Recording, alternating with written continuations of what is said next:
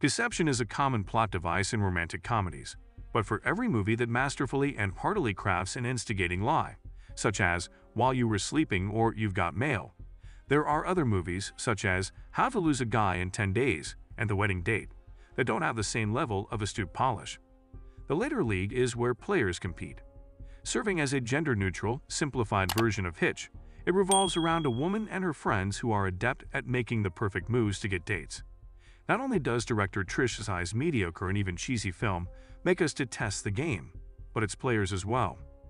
Mac usually focuses on pursuing and controlling Nick when she and her pals plan to get him to start dating Mac officially in Players 2024. Her conception of relationships breaks down at this point since you can't really commit to someone using the same one-night tricks. The problems with this strategy are highlighted in the film's inevitably joyful conclusion, when Mac discovers that the person she is actually supposed to be with has always been there. It isn't until Adam points out her inadequacies in one of the best scenes in the movie that Mac realizes the shortcomings in her strategy. After Nick wins an award at a local paper gala, Mac invites him to read an extremely touching piece she wrote that she intends to submit for a feature. When Mac receives the piece back from Nick, he has made all the changes. Because it was such a personal essay that she wrote, Mac feels betrayed and her heart hurt.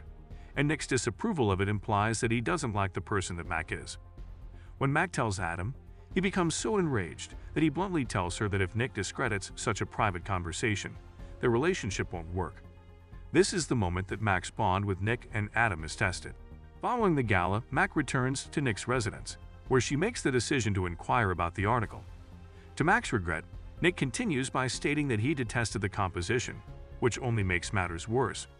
She claims that because her parents are the reason her piece is so personal to her, he doesn't even seem to get her. Nick is quiet and has a distinct perspective on life, but Mac is a very sentimental person who loves life.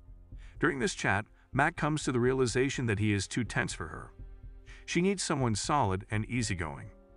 Following a heated battle of words, Mac ends her relationship with Nick and admits her mistakes. If you enjoy romantic comedies, you are already aware of Mac's eventual partner. You won't even notice it, though, if you're not as interested in the subgenre. Mac and Adam have a different kind of friendship from the start. Adam gives Mac a lift home, is the only person who really supports her work, and hides his new relationship from the other friends. Their relationship suffered because he was unwilling to talk about her. The underlying love element of Mac and Adam's relationship was evident in every meeting between Rodriguez and Wayans Jr. since they had such great chemistry. The rest of their buddies discover Adam's girlfriend at a pub after their heated fight at the gala. As his close friend, Mac approaches her. After their joint brunch, Adam's ex-girlfriend claims that they called it quits since she could tell how much Adam genuinely loved Mac. Mac's friends reveal to her that Adam has been in love with her since they attended college together, despite Mac's incredulity.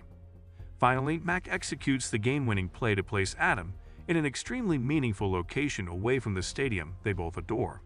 Because of her parents, Mac finds a lot of significance in this moment, and she ultimately uses it to express her feelings for Adam. They are clearly in love, and their last time together is the stuff of romantic comedies.